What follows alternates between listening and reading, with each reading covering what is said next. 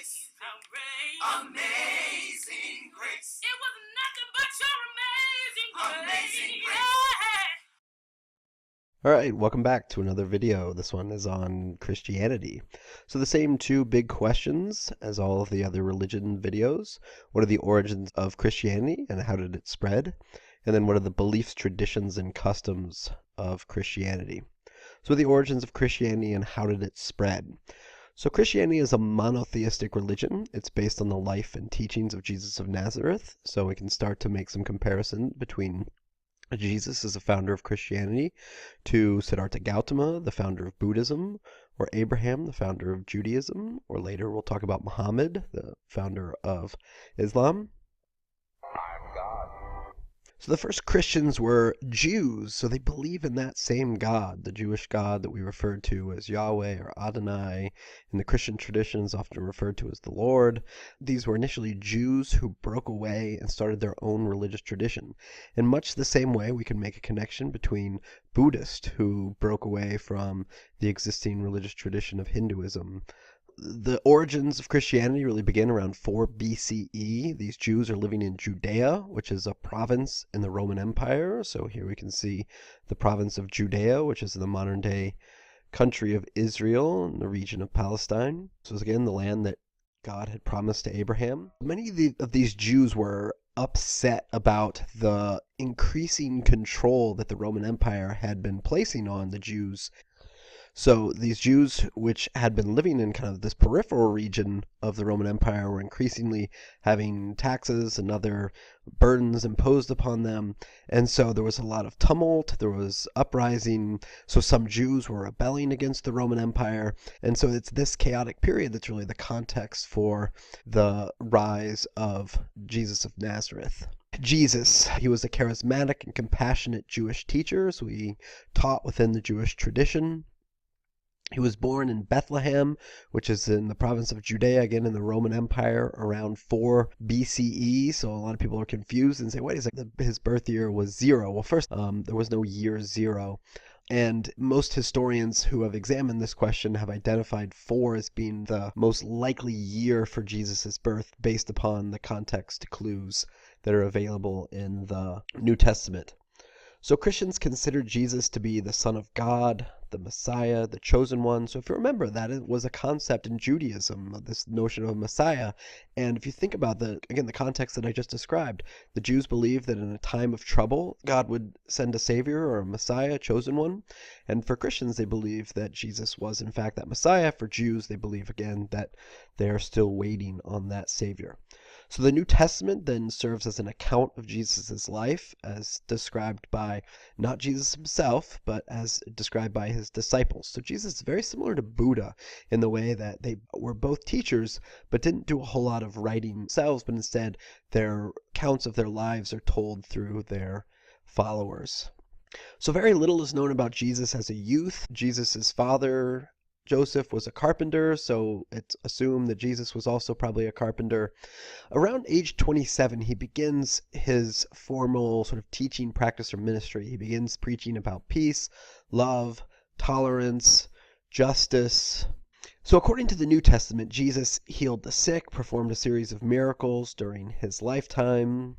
And as a result of this, he starts to develop a loyal group of followers who are known as the disciples. The disciples were people who were close to Jesus, who witnessed the various miracles that he performed during his lifetime, and also witnessed his teaching. And so this is an example of that from the Sermon on the Mount. And as you read, be thinking about these 2 questions about who would be attracted to this particular message and who would feel threatened by it. So this is the Sermon on the Mount. And seeing the multitudes, Jesus went up into the mountain, and when he sat down, his disciples came unto him, and he opened his mouth and taught them, saying, Blessed are the poor in spirit, for theirs is the kingdom of heaven. Blessed are they that mourn, for they shall be comforted.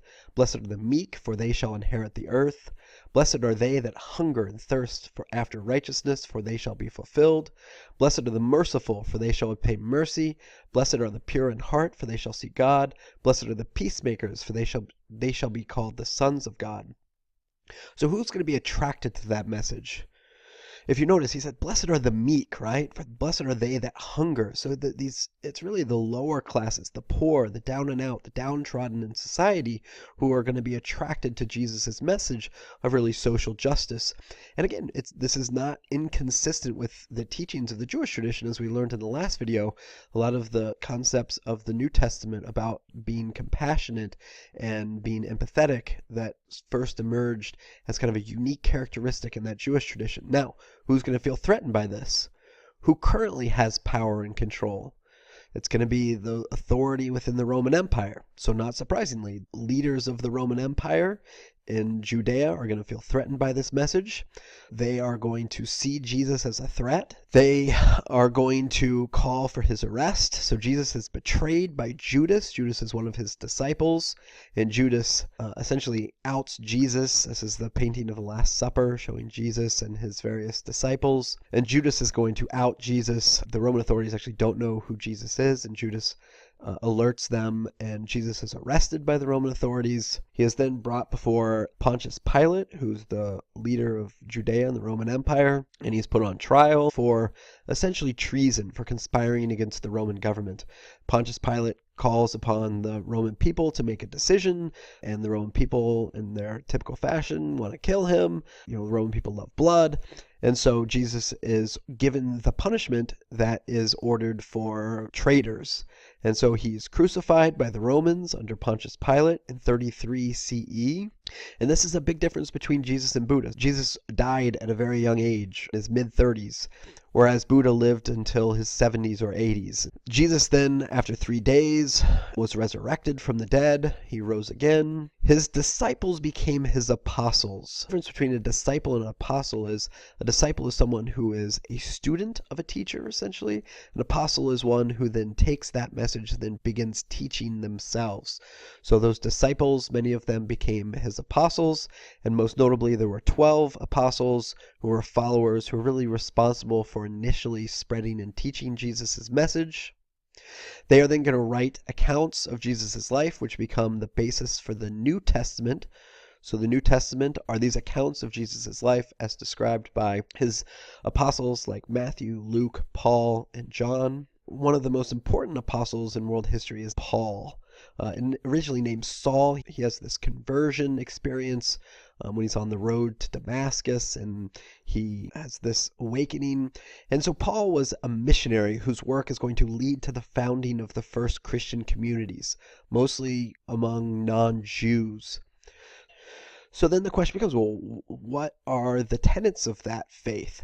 And so it's ultimately left to Paul to decide, all right, well, what do we believe? And a few of the decisions that he made were really important. So, for example, he decided that men do not have to be circumcised, which was a requirement for Jewish men, or follow other particular Jewish customs, which is going to ultimately open up the church and make it more universally acceptable, and is going to lead to more converts. So Paul is going to play that important role in kind of laying down some of the initial beliefs and tenets of the church, and also liberalizing it in a way that made it more accessible to more people.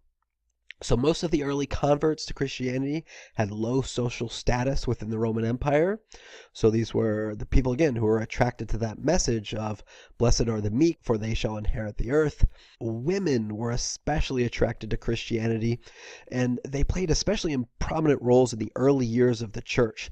So when the church was still in its underground stages, for reasons we'll discuss in a moment, it's these women that would hold church meetings and gatherings in their houses. And then ultimately women began taking on greater roles within the church.